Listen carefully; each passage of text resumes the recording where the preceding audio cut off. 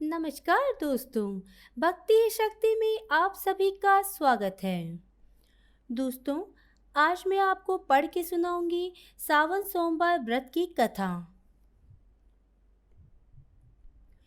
एक समय की बात है, किसी नगर में एक साहूकार रहता था। उसके घर में धन की कोई कमी नहीं थी, लेकिन उसकी कोई संतान नहीं थी। इस कारण वो बहुत दुखी रहता था। पुत्र पाने के लिए वह प्रत्येक सोमवार व्रत रखता था और पूरी श्रद्धा के साथ शिव मंदिर जाकर भगवान शिव और पार्वती जी की पूजा करता था। उसकी भक्ति देखकर एक दिन माता पार्वती प्रसन्न हो गई और भगवान शंकर से उस साहूकार की मनोकामना पूरी करने का आग्रह किया।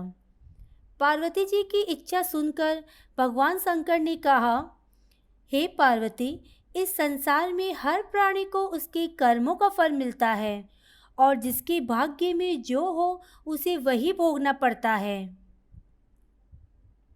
लेकिन पार्वती जी ने साहूकार की भक्ति का मान रखने के लिए उसकी मनोकामना पूर्ण करने की इच्छा जताई।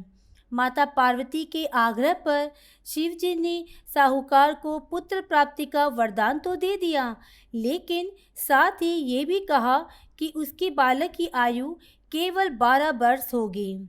माता पार्वती और भगवान शिव की बातचीत को साहूकार सुन रहा था।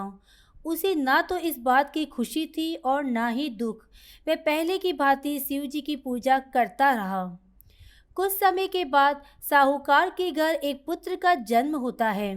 जब वह बालक 11 वर्ष का हुआ तो उसे पढ़ने के लिए काशी भेज दिया गया। साहूकार ने पुत्र के मामा को बुलाकर उसे बहुत सारा धन दिया और कहा कि तुम इस बालक को काशी विद्या प्राप्ति के लिए ले जाओ और मार्ग में यज्ञ कराना। जहाँ भी यज्ञ कराओ वहाँ ब्राह्मणों को भोजन कराते और दक्षिणा देते हुए जाना। दोनों मामा भांजे इसी तरह यज्ञ कराते और ब्राह्मणों को दान दक्षिणा देते काशी की ओर चल पड़े। रात में एक नगर पड़ा, जहाँ नगर के राजा की कन्या का विवाह था। जिस राजकुमार से उसका विवाह होने वाला था वह एक आंख से काना था। राजकुमार के पिता ने अपने पुत्र के काना होने की बात को छुपाने के लिए एक चाल सोची। साहूकार के पुत्र को देखकर उसके मन में एक विचार आया। उसने सोचा, क्यों ना इस लड़के को दूल्हा बनाकर राजकुमारी से विवाह करा दूं। विवाह के बाद इसको धन देकर विदा कर दूंगा और राजकुमारी को अपने नगर ले जाऊंगा। लड़के को दूल्हे के वस्त्र पहनाकर राजकुमारी से विवाह करा दिया गया। लेकिन साहूकार का पुत्र ईमानदार था। उसे ये बात न्याय संगत नहीं लगी। उसने अवसर पाकर राजकुमारी को चुन्नी के पल्ले पर लिखा कि तुम्हारा विवाह तो मेरे साथ हुआ है, लेकिन जिस राजकुमार के संग तुम्हें भेजा जाएगा वह एक आंख से काना है। मैं तो काशी पढ़ने जा रहा हूँ। जब चुन्नी पर लिखी बातें राजकुमारी ने पढ़ी तो उसने अपने माता पिता को ये बात बताई। राजा ने अपनी पुत्री को विदा नहीं किया, जिससे वह रात वापस चली गई। दूसरी ओर साहूकार का लड़का और उसका मामा काशी पहुँचे। वहाँ जाकर उन्होंने यज्ञ किया। जिस दिन लड़के की आयु 12 साल की हुई उसी दिन यज्ञ रखा गया। लड़के ने अपने मामा से कहा कि मेरी तबीयत कुछ ठीक नहीं है।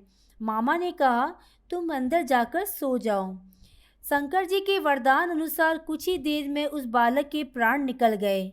मृत भांजी को देखकर उसके मामा ने विलाप शुरू किया।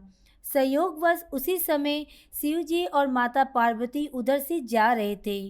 पार्वती ने भगवान से कहा, स्वामी, मुझे उसके रोने के स्वर सहन नहीं हो रहा। आप इस व्यक्ति के कष्ट को अवश्य दूर करें। जब शंकर जी मृत बालक के समीप गए तो वह बोले, ये उसी साहूकार का पुत्र है जिसे मैंने 12 वर्ष की आयु का वरदान दिया था। अब उसकी आयु पूरी हो चुकी है।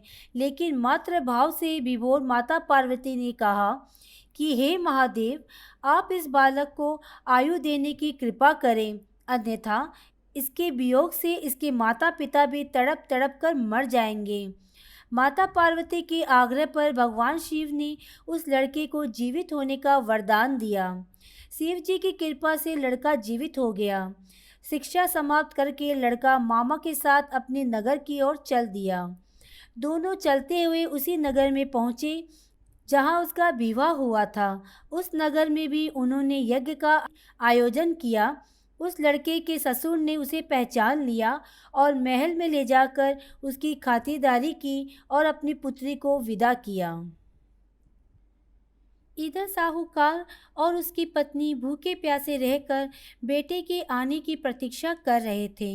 दोनों ने प्रण लिया था कि यदि उन्हें अपनी बेटी की मृत्यु का समाचार मिला तो वह अपने शरीर त्याग देंगे। परंतु अपनी बेटी की जीवित होने की बात सुनकर वह बेहद प्रसन्न हुए।